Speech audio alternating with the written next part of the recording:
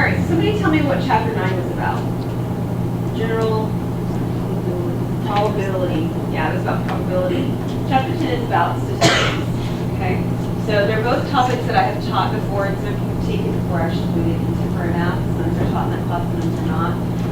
And this book does a really nice job of these sections as well. It goes further in depth, so if you have seen a little bit of this before, you're not going to see probably all of it, at least not in the way that the book presents.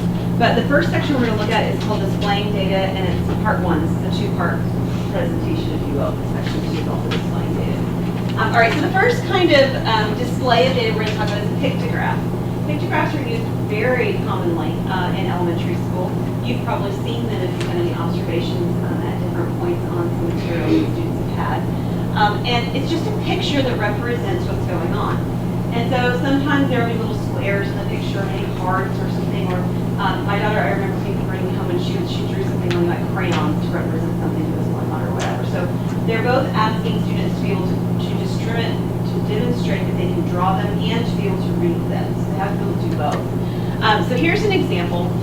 The Automobile Club of America considers holiday weekends to start Friday at 6 and last until Monday at 6. And then we've got a very sad display.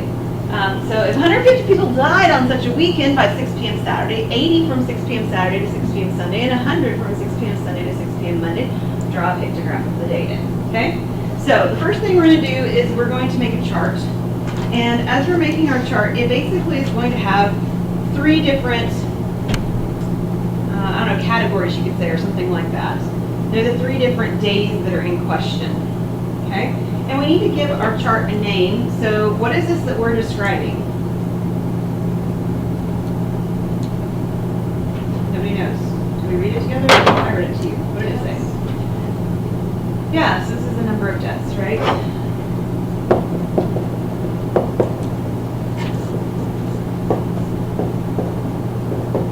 On a holiday weekend. Okay, so we give it some kind of a name, something that describes what in the world our picture is going to represent. We're going to have another little piece of information here for the picture in a minute. The next 3, the reason I did the 3 lines is because there are 3 different sort of numbers that we were given, right? We're talking about the number of deaths. So the 3 different numbers here represented the days or the time frame of what was going on. So the first one said by 6 p.m. Saturday, but they told you that it starts on Friday at 6 p.m. So this is Friday at 6 to Saturday at 6. And then we have Saturday at 6 to Sunday at 6. And then we have Sunday at 6 to Monday at 6.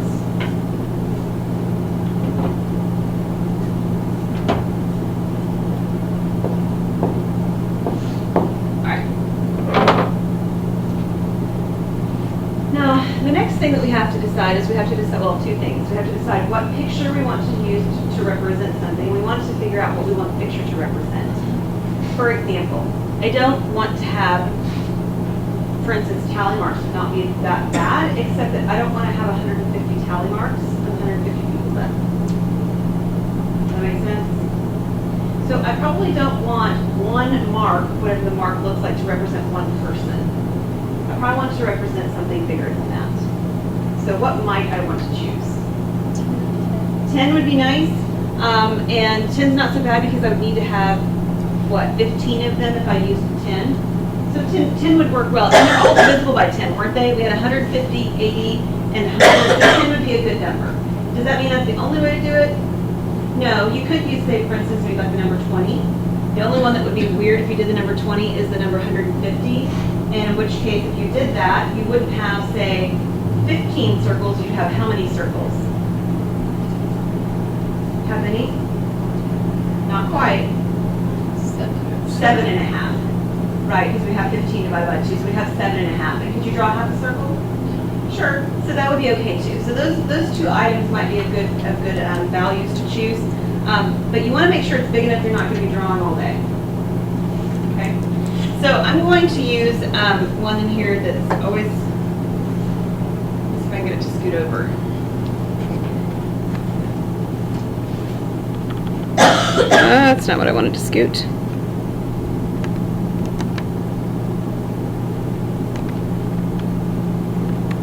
It's not letting me go further over.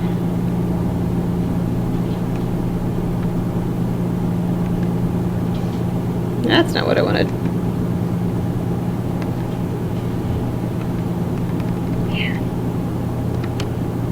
I want the heart. That's fine. All right, so how many, I know because it's people dying. It's a good thing to do. All right, so how many people was it on the first day? That was the 150. So how many hearts do I need? 15. And remember, just from the perspective, oh, that was interesting. Look, there's all kinds of hearts everywhere. Let's try again. All right, we got to start over. All right, from the perspective of you've got to get up here and draw stuff on the board at some point. I know I've done this before too, but we can actually make this an infinite cloner, remember? And then I can get ones the same size. Now, there's something to be said for whatever you choose. You don't have to choose hearts, you can choose whatever you'd like. But they need to look reasonably spaced, all right? So you can't like squish them all together and then have one way out in the middle of nowhere. They need to be fairly reasonably spaced. All right, how many do I have so far? 8.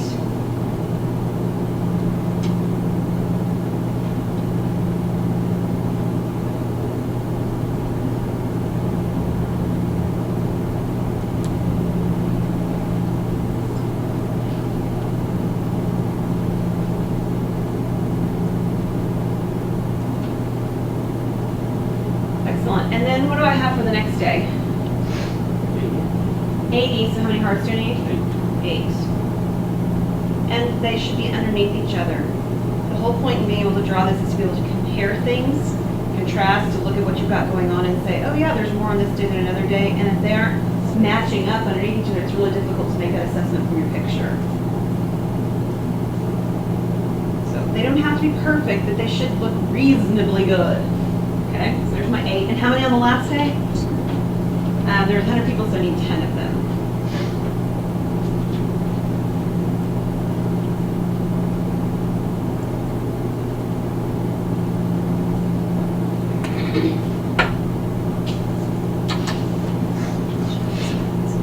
Now there's one more thing that I need to do. Any idea what it might be? Except for I can make my lines longer so that they go into the heart, but think for real. What represent? Yeah, I need to tell what those hearts mean. Because if somebody just looks at this table, they're going to know that it has to do with deaths on a holiday weekend, but what in the world is this heart? So we need to have somewhere on there a little bit of a key where it says the heart equals what? 10 deaths. 10 deaths. Make sense? All right. A dot plot is another way of displaying data. It works fairly well as long as you don't have too many values. If you have more than 50, this is not the best choice for displaying your data. But with fewer than 50, it's not so bad. These are the mass in kilograms of each child in Mrs. Good's class, and we're going to make a dot plot for the data.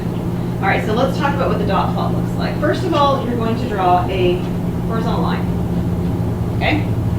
And you're going to do it kind of like it's a number line. You need to look into your table and you need to figure out what the smallest number is, because it's got to start there, at least, right? No further than that. And what the largest value is. So what is the smallest value in my table? And what is the largest? 49? Okay. So those are the two values that I need to make sure are included and everything in between them on my table. The other thing in my table is, again, they need to be equally spaced, or at least pretty close. All right, so if I'm going to do 39 here, and then 40, 41, 2, 3, 4, 6.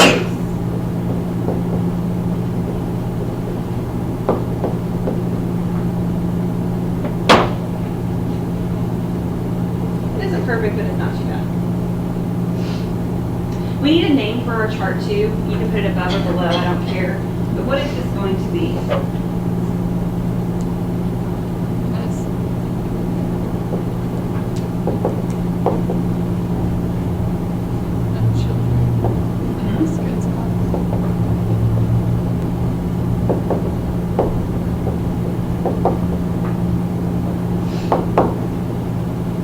Mrs. Good was my daughter's preschool teacher. Isn't that great?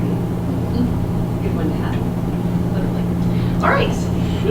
So what we're going to do next, and there's lots of ways you could do what I'm about to do. I'm going to actually go in order so that I make sure that I don't miss anything. So one thing you could do is you could go through and count, oh, there's this many 39s, there's this many 40s, there's this many 41s, and so forth. The problem with that in general is that if you overlook one by accident, you're not going to know which one you overlooked. Because at the end, you're going to have to be, okay, well, I've got one little dot short, but I don't know which one it was short. So what I tend to do is I tend to go within the data in order. So you can do either dots or you can do little X's. I like the X's better just because they take up a little bit more space and I'm able to kind of control their size a little bit better, so that there's a better way to compare. So let me show you what you can do, and then you can use dots where I put X's if you want. So here's the number 40, and what we're going to do is we're going to put a little X above the number 40 on the chart. Or you can put a dot, hence the word dot, plot. And then we're going to do 42, and we're going to put a little X above 42. And those X's should be about the same height. The whole point, again, is to be able to compare what we've got when we're done. And then we're going to go through and we're going to keep going. So I've got 49, and then I've got 41, 43, and 42. Now the 42, I already have, so what are we going to do? We're going to put one on top of it. Got it. 48, 39, 46, 41, 42, 40,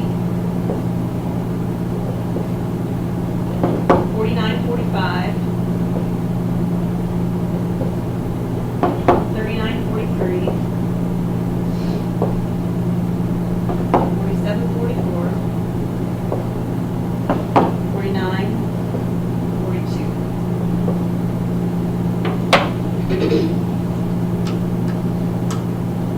So at a glance, you should look and you should be able to say, oh, there's one of every one, and there's two at the beginning on most of them, and then I've got the most children are either at 42 or 49, and you can see all of that just at a glance. And that's the benefit of this kind of plot. Now, can you imagine if you had 100 of these things, why this would not be a helpful way to draw this? Well, it may be helpful, but it'd be tedious, and it wouldn't be very time efficient. All right, Stimmingly plot's one of my favorites. This is akin to the dot plot, but it's drawn vertically. The numbers on the left are called stems, the numbers on the right are called leaves. And what I use this for, by and large, has to do with grades, okay?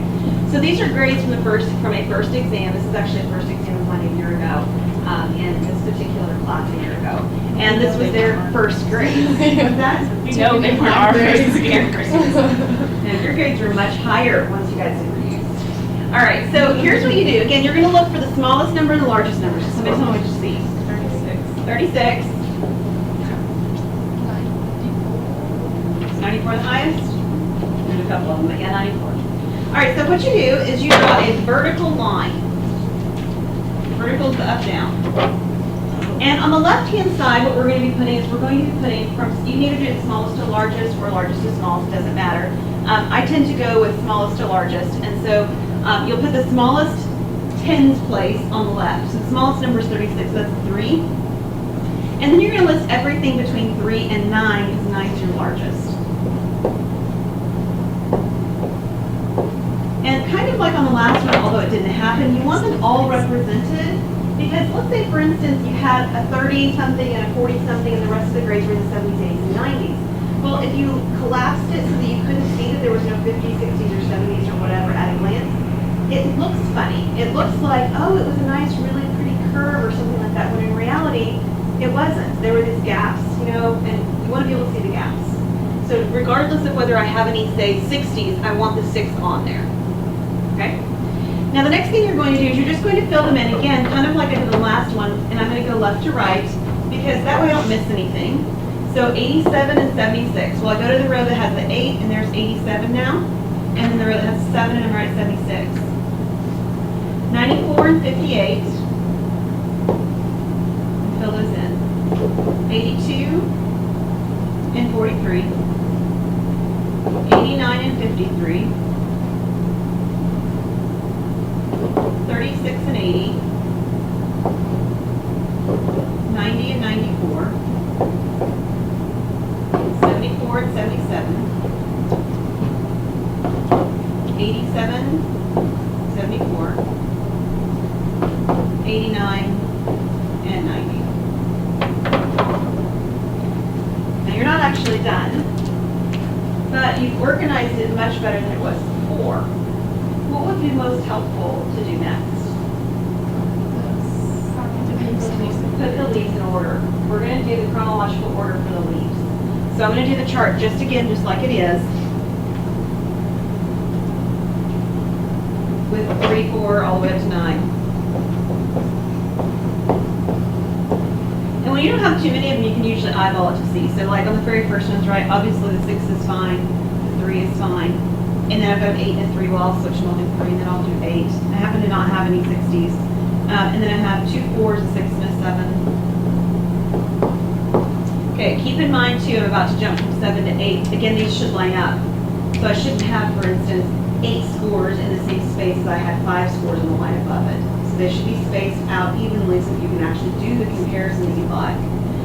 80 would be next, right? 0, 2, 7799. And then what? Good. And this is called Stimmingly plot. I haven't done something yet. What's missing? The title for my graph or my charts. What should it say? What could it say? Grades or something. Yeah.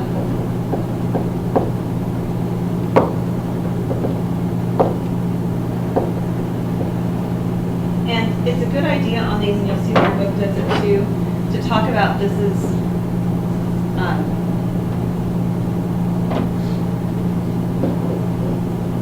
I usually say something like this, where 3 bar 6 is a grade of 36.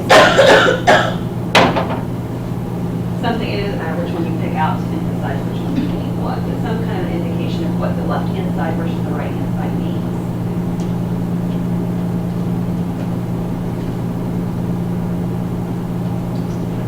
Okay, you ready to take a look at the next one? It's very similar to this one, but it's called a back-to-back Stimmingly plot. What this does is it allows you to compare, for instance, like 2 exams, okay? And so one will have the leaves extending to the left-hand side, the other will have the leaves extending to the right-hand side, and then the stems will be in the middle, right? So in order to do this, however, we need to know what the 2 Stimmingly plots individually look like. I created one already. We did that back on 4, right? Slide 4. This is one of the charts. The other ones, this is the grade from the second exam, from the same group of students. And so we're going to make another Stimmingly plot, just a plain old Stimmingly plot, not the back-to-back one yet, in order to be able to compare these and to do what we're wanting to look at. So this is going to take you probably into those line spaces on the right-hand side eventually. All right, what's my smallest number? 64. And the largest? 100. Okay, so you guys stop a minute and think. I told you that this is from this class. What was exam 1? No, I'm sorry. When you were taking this class, what was exam 1 material? Fractions. What was exam 2 material? Decimals. Do you see that reflected in these scores? Yeah, the scores were higher, weren't they? All right, so I need a 6, 7, 8, 9, and I actually need a stem that is a 10. I don't really have another option or way of doing that. All right, I'm going to go through and I'm going to write them in. All right, so I've got 93, 96, 98, 91, 93, 82, 92, 85, 64, 81, 86, 72, 96, 95, 100, 95, 94, 74.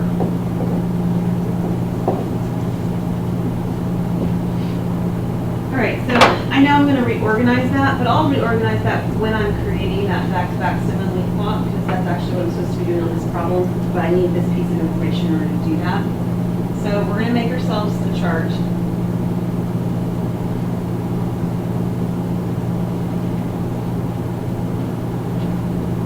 And it has to encompass all of the stems from all the charts we did before. So this chart back here actually started on a 3, didn't it?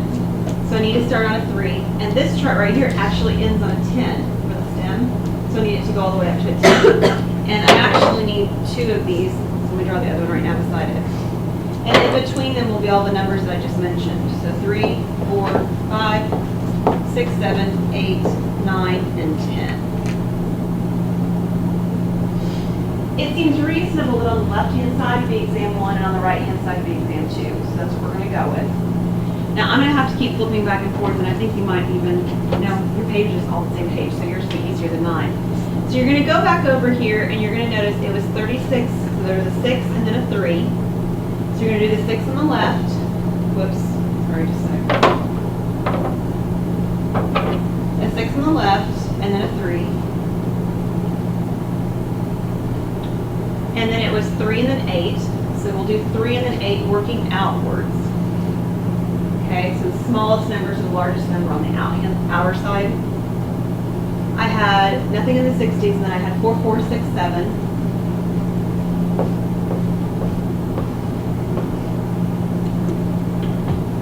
In the 80s, I had 0, 2, 7, 7, 9, 9.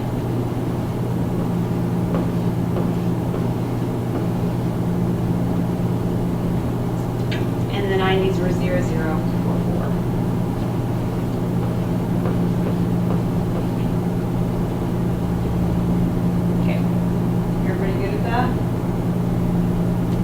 So it's just like almost like we did a mirror image, like we took this and we swung it around over here, but of course we moved the numbers in the right direction so they could read them. But we switched the order so that it went largest on the left to the smallest value right next to the stem on the right. Now I'm going to take this chart right here, the one that I created over here that was sort of like I have to do this in order to finish the problem, okay? And we're going to piecemeal it into this chart on the right. The first one is 64, so the 4 goes right here. Then I had 2 and 4, so those are already in order. So 2 and 4 on the 70s. The 80s, what's my order that I need on that one? Right, 1, 2, 5, 6. Remember to line them up. Here we go. Space. The 90s, that's the fun one. What do I need? 1, 2, 2 3s, right? 3, 3, 4, 5, 6. And an 8. Big skinny right there at the edge. And then a 0 down here. What else do I need? I need a title. So this would be grades from exam 1 and grades from exam 2. You also could sort of like titling each sort of half of it. You also could title it something like a comparison of grades from exam 1 on the left with grades from exam 2 on the right. If you wanted to be a little more fluid in how you're writing it. You also need to do just like we did in the last one where you indicate one of these numbers. So something like this one, 6/4 is a 64 or a grade of 64. Somewhere on there that you indicate what that means.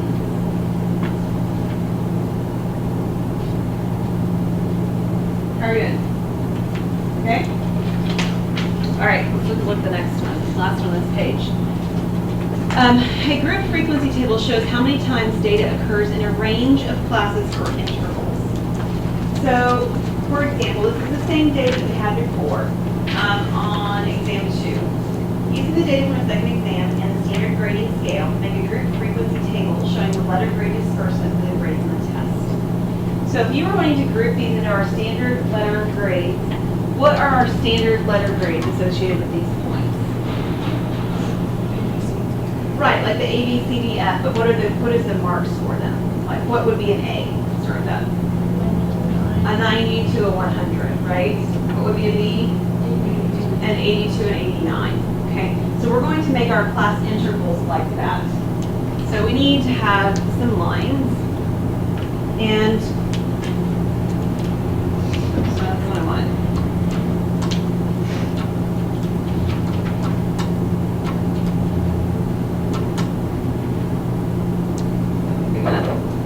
So on on the left, this is your grade.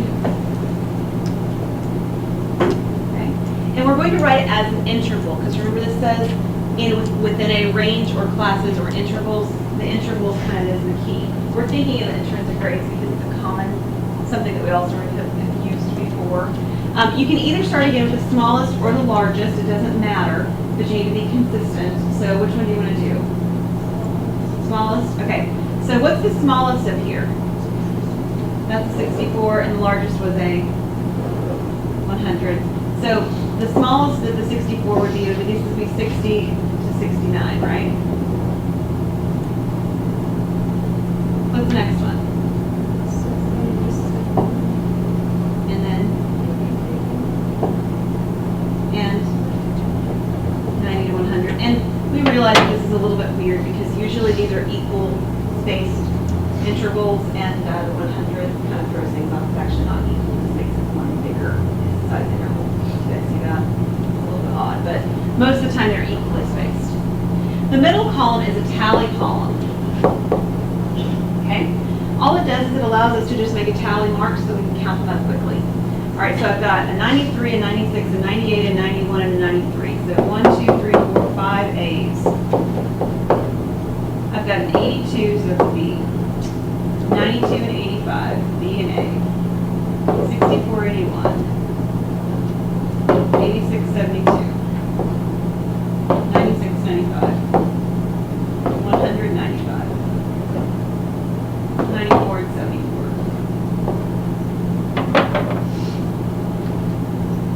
So we tally things up quickly. Nice to have that tally column for that purpose. And then the last column is actually a frequency column, and it's very much like the tally column. It's just the number that is represented by the tallies in that column. So you're just going to write it down. So what is my frequency column on this one going to say? 1, 2, 4, 11. Okay, so what's missing? A title, and some kind of a description of what this is, and you guys know what it is. What is this? Grades. This is the grades from the second exam. And if you had more detail, you would write more detail in there to be more specific. Maybe second exam from spring 2012, the math issues, whatever.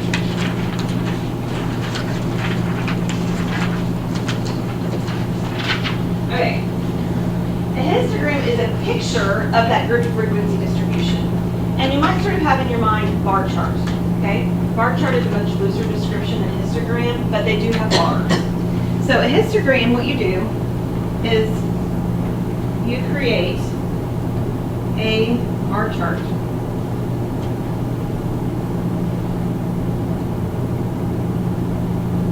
Okay, I think that's right. And in a histogram, they are rectangles or bars. The categories are shown along the horizontal axis, that's down here, and the frequencies along the vertical axis. So over here, we're going to write frequency. And on the bottom, we're going to write whatever the categories represent. And we're doing this based on the last exam, or the last group frequency over here that we just did, which was the second exam data. So in this particular set of data, what is this? What are all those numbers? They're the grades.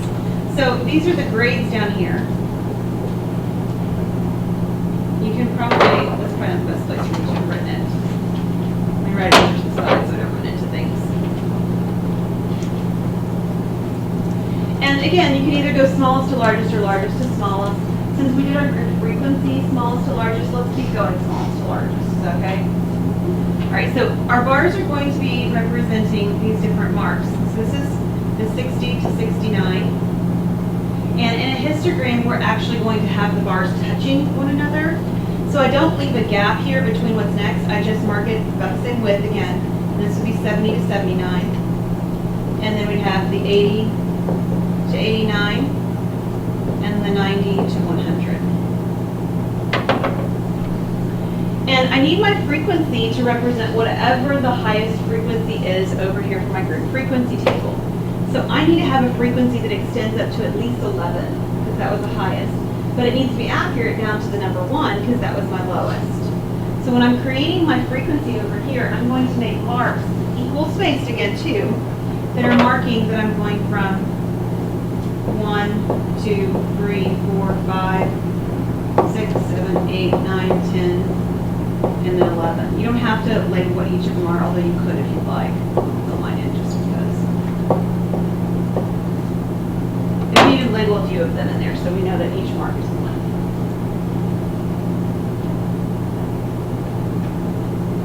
And then we're going to create rectangles of each other's heights. And this isn't great because it looks like my one is about double the size of everything else. Maybe I can move this chart. This piece up. Let's try it.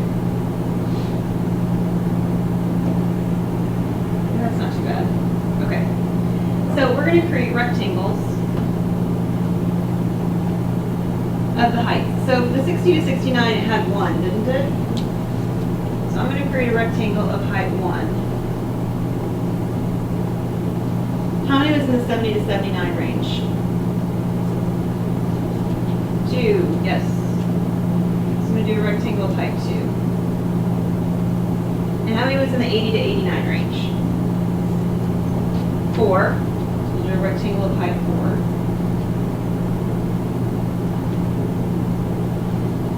And like that. And then the 90 to 100 range? That was 11, that's the full height that I've got my chart at. And just to show you this, I can't remember if I've shown you how to do this or not before, but because you guys are maybe up here at the board at some point. You can use this fill tool, the one that looks like the bucket down here, and you can choose scale colorings over here. Colors are really good, right? People like colors, it looks so much prettier. And there's a really cool, this is a gradient fill, excuse me, and you can choose a couple of different colors for a gradient. And then I can actually touch the boxes that I want, and I can make them colors. Or if I wanted them to differentiate the colors, I could do that too. So like for instance, let's say I just wanted a solid fill, and I wanted each of the rectangles to be different to sort of draw attention to the fact that they were all different. I could make them each a different color. What do we do? Whatever. So it gives some life a little bit to the smartboard that you can't just draw with to get that either. Which is another reason why the Smart Notebook is really just what I'm using to do this in is really helpful. You can do a lot of what I do just in PowerPoint and right on the board, but you can't do everything. For instance, you can't extend the screen, which I love because I write too much or write too big or something. So I like the extend the screen option. The other thing that you can't do is you can't do a lot of these features like what I just did with the rectangles, drawing the rectangles or that heart picture or something like that. All right. Let's move on. Oh, I didn't quite finish. What did I leave off? A title. So what do you want the title to be? I'll write it on top this time. You guys are getting good at writing this title. What is it? It's great. It's from exam 2.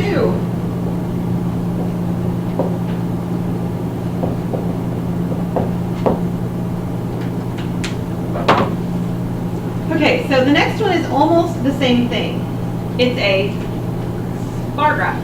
It's much like a histogram, but it's typically used when you actually have categories of something instead of interval data.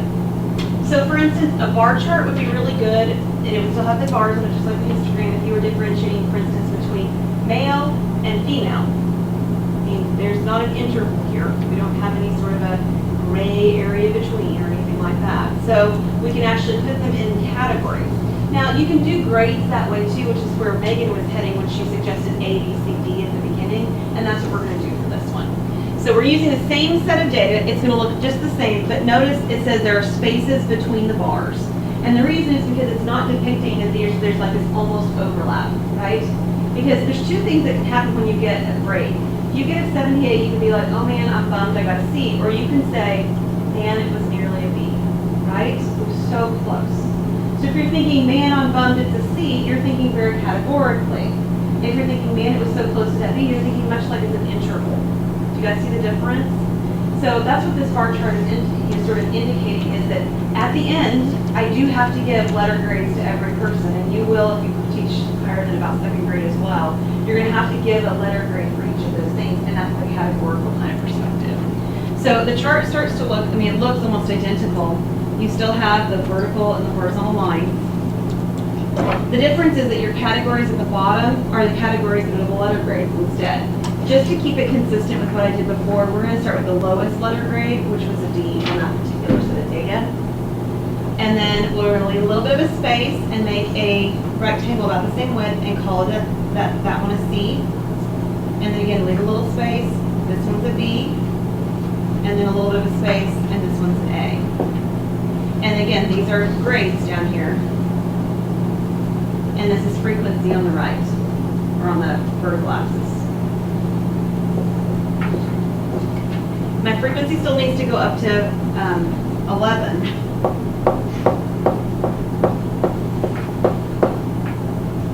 Again, I made that so small. Here, word to the wise, if you make it too small, start over. Because that's too small, I can't hardly even see it.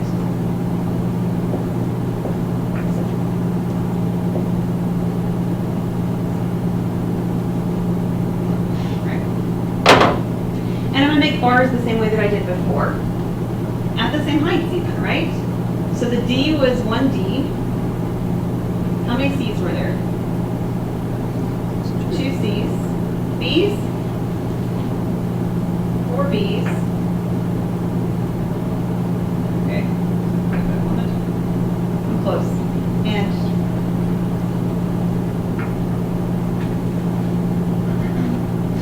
all right, and then the A's was 11, right? My A's are already running into, my 11's running into my 11. They're close. And then of course you can go back and you can fill them all in however you like. And you title it what?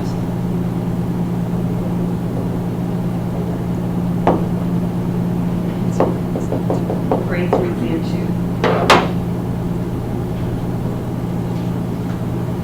Okay. There's one more bar chart we're going to look at, and it's called a double bar graph. And kind of like that Stimmingly plot that was a double Stimmingly plot or back-to-back Stimmingly plot, this allows us to compare data. And what it does is it actually creates those bars next to each other to compare the data. So this one says, using the back-to-back Stimmingly plot, which was several pages back, I know, I'll just put back there, we're going to create a double bar graph for the data. Okay? Bar graph means it's categorical data, so A, B, C, D, F sort of things. And we do need to create it in that way. So I'm going to have, you're going to do the smallest first again like I've been doing. Is that okay with everyone? All right, so I'm going to start out with F. But when you create the F, either create it twice as big or create half of it again or something. So let me show you what I mean. I need 2 bars next to each other that all represent, all of this is F. And then I need a little space after it. Okay? You don't need the curly brace thing I've got there going on, but I just want to make your attention to it. These are D's. This is C's.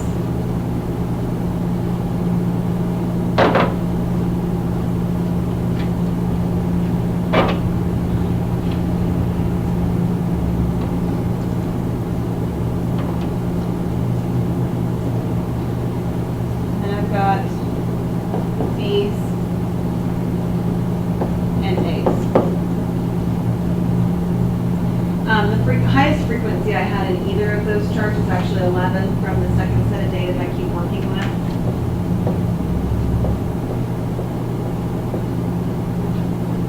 And I need to mark frequency on the vertical bar. And then I need to mark down here grades on the horizontal. And we'll write ourselves a title in a minute. All right, so flipping back to your first, well, the back-to-back Stimmingly plot, which I think was on your second page, you actually showed how many, or you can count up how many F's you have. Because the F's have to count anything that's, 59 and below. How many F's were there on exam 1? How many? There were 4, right? So I'm going to draw a rectangle that is 4 high in this first little portion of F. 4 high. It shouldn't go below the chart, but that's what happens. And then how many F's were there on exam 2? There weren't any, so I don't have to draw anything next to that. How many D's were there on exam 1? There weren't any, right? How many D's were there on exam 2? There was 1. So on the second portion of D, I've got the number 1 right there. It's a little high, but you have the right idea, I think. Okay, exam 1, C's. How many C's were there on exam 1? 4. So I need this one to be just as tall, I'm supposed to be comparing, as the F's, actually. And then how many C's were there on exam 2? There were 2, so I should make that too high. How many B's were on exam 1? 5. Oops.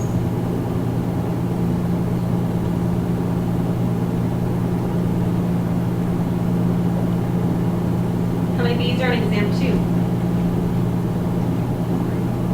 4. How many A's are on exam 1? 4. Lots of 4s. And how many A's were on exam 2? 11.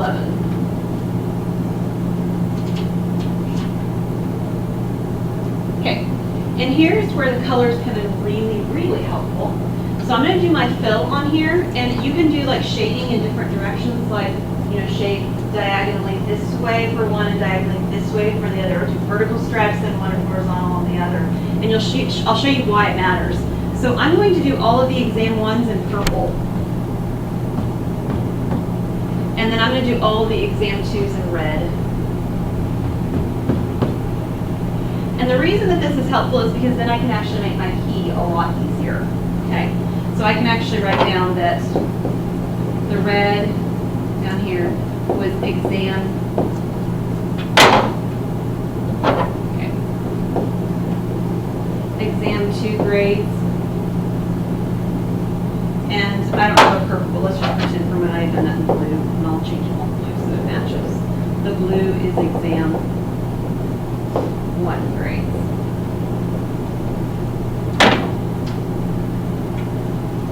Holy moly, what happened? Let's try that again. There we go, red and blue. I'm still missing something though. A tile. So let's make this tile more like I described I could have last time. So this is a comparison of grades from exam 1 to exam 2.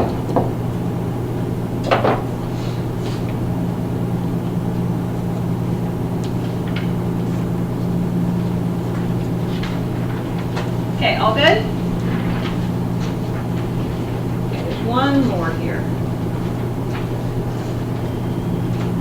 A circle graph consists of a circular region, that's what I spell pie chart, partitioned into disjoint segments. This graph shows how parts are related to a whole. We're going to use a grouped frequency table that we did before, to construct a circle graph for the letter grade disbursement for exam 2. So I actually have some protractors. Dr. Marsh left them in the room. When you get into math 3, you're going to need a protractor. No, I said the right word. You're going to need, I'm just going to protractor for her class. You're going to need a protractor here for this particular thing. So I have protractors in my office. I'll bring them next time. If you are so inclined and want to get started, you can come by and pick one up from me, and I'll have them for you, and that's fine. But I'm going to show you a little bit how to use a protractor in here, because there is a protractor tool on the smartboard, and that will give you kind of some perspective when you're working with a plastic one, how to use it. The cheapest, most flimsy looking ones are the easiest to work with. And I know that sounds sort of strange, but the ones with fancy arms that swing and things like that are really so much more difficult to work with. So if you're so inclined and want to go get one, they're like 50 cents or $1 or something. They're not expensive. You can grab one at Walmart or probably the bookstore. All right, so what we need is we need that grouped frequency table that we had before. And that grouped frequency table actually told us how many, or we can look back, you probably haven't memorized at this point, how many A, B's, and C's, and D's that we had from exam 2. All right. So from the grouped table, or from the, I'll just say this is from exam 2 to remind you. How many, well, we'll do A's first, doesn't matter. How many A's were there? You all know it's 11, right? How many B's were there? 4. C's? 2. And D's? 1. And so thing you have to figure out is how many people took the test. And what is it? 18. Okay, there's 18 people that took the test. All right, so the next thing that we need to do is we need to figure out what proportion of the circle that would be. So the first thing I'm going to figure out is what percent this would be.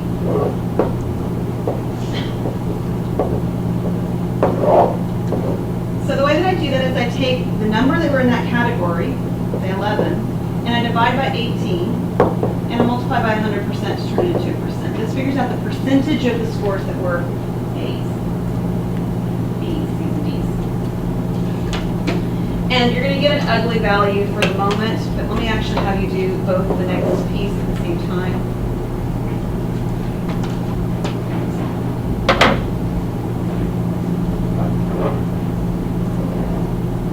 What number do you get? Just rounded to a whole value. 61%. Before you clear out those decimals, I want you to take that number and multiply it by 360. Why in the world would I multiply by 360? Circle. Circle. And what's 360 in a circle? What does 360 mean in a circle? It's the number of degrees in a circle. So this right here is going to represent my degrees. So if I take this 61%, or in reality, if I were to take 11 over 18, that same number, times 360 degrees, we need both these percent and the degrees, so you still have to do both columns. But what do you get for degrees on this one? How much is it? 222 degrees? 220 degrees? Like that? Work? All right, we're going to do the same thing now with 4. 4 divided by 18 times 100, and just a whole percent is fine, really. 22%? Okay. And then take that same 4 over 18, and I want you to multiply by 360 degrees. 80. All right. Now we're going to take 2 over 18 times 100. Better be 11. Half of 1, 4, right? And then 2 over 18 times 360. You have 40? Yep. 3. Last one is 1 over 18 times 100. 5. Okay. And then, and I realize this may not exactly add up to 100. I'm really okay with that too. Okay. So 1 over 18 times 360, 20. Okay, so all of that is the work you have to do before you ever get to the circle. Okay? But now you're ready to do the circle, so let me show you what you do. You're going to draw a circle, and unfortunately when I draw circles on the smartboard, they look very oval-ish. I'll show you what I mean. Does that not look like an egg to you? Yours will look better. It'll actually look like a circle. You need to decide where this, well, wherever the center was, you're going to mark that to start with. Okay. And you can start by drawing a line anywhere you want on there from the center out to the edge. Okay. So just decide that's your starting line wherever it is you want to draw it. You don't have to draw it on the right hand side. You can draw it up and down, left and right, wherever you want it. Okay. All right. So here's where I'm going to start, and we're going to find my protractor in here.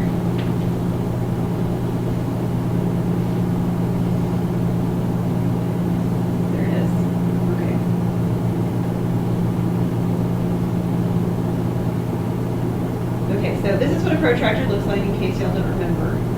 And you can move the edge of this so that it actually gives you the degrees you want. This is really small, so I can make it bigger. Okay, that's better. You guys can really see it. I can actually take this little edge until I get down to, I'm going to start with the 20 degree one just because it's smallest, not because I care which one we start with. But you're going to look along the protractor. There's two numbers. There's the inside degree measure and there's the outside degree measure. The inside degree measure, if you put the protractor along, okay, is it going to move for me?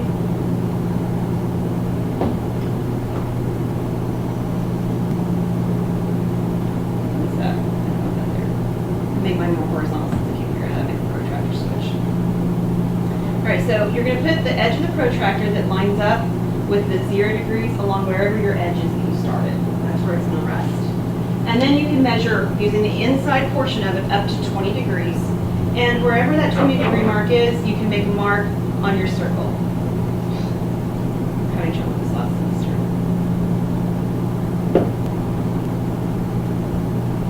Let's do this.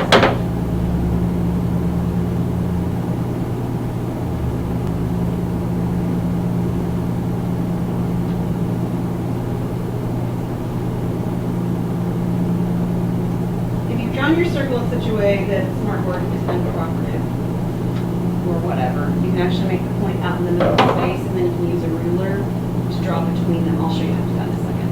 So there's my 20 degrees. The next one after 20 degrees, I've got a smaller one is 40 degrees. So if I start at the 20 and I go up, how far where would I have to end to get to 40 degrees? 60. So I'm gonna take this little edge and I'm gonna go up here to 60. I'll make a mark in red so that I can get back to it in a minute. It's all in red. And then if I'm starting right there at the 60, somehow I can move this. Just try one more time.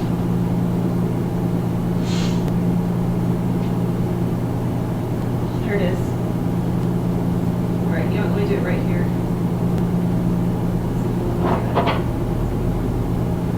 Nope. It's okay. So I can move this to the new spot. This would have actually let me move this over here to 40 degrees right there. And look, it is lining up right there. So there was where my mark was with my first red dot. Here's my mark for my second red dot. And then let me move this guy around further in theory. Okay, so there I'm lining up with the second line. And then I'm supposed to have how much? 80 degrees, right? So I'm going to move this around over here to 80 degrees off my screen, which is unfortunate. So, smaller. All right, so here is 80 degrees right here.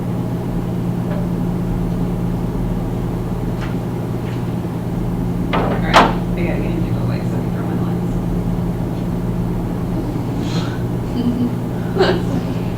That's fun. We're moving. All right, he's off to the side. Okay, so we're going to use the line tool on here. And I'm going to draw my line. I'm just going to draw my line clear out to here. If you were doing it on your paper, of course, you would line the ruler up and trace the ruler as far as your edge of your circle would be, not all the way like I just did. But I can do this. Or I trace it. No, that wasn't a good trace. Let's try that again.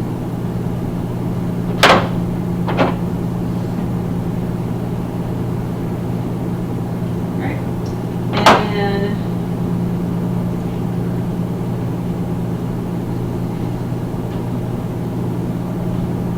here, it went away. All right, we're going to try one more time.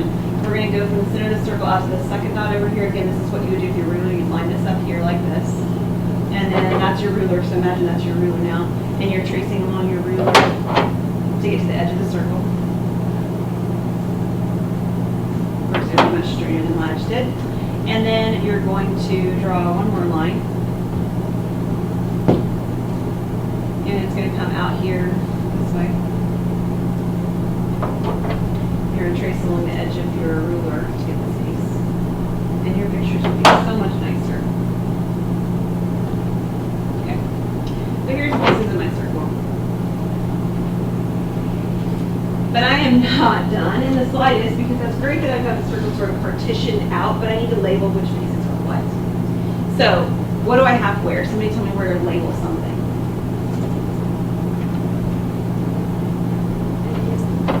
A is the biggest one. It's the only one I didn't actually measure, and I didn't measure it because it was awfully large. It was easier to measure the smaller ones.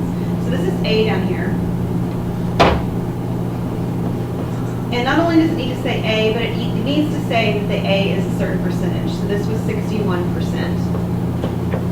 You can choose to write the angle measure. The angle measure is going to be somewhere in your work. You can choose to write it in that segment of the circle if you'd like, but the percent has to be written in that segment of the circle. Okay? What else?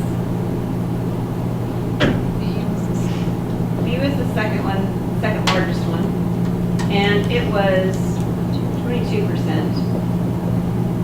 And then D, right? Oh, not D, sorry, D. Which was 11%. And D down here in this little narrow spot, which is 5%. And we're almost done. We need a title, so what is this?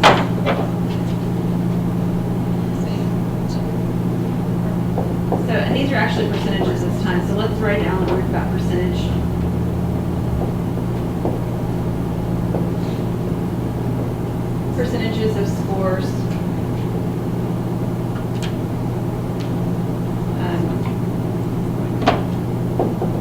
In each letter grade or something like this. This is definitely not worded well. Letter grade. From exam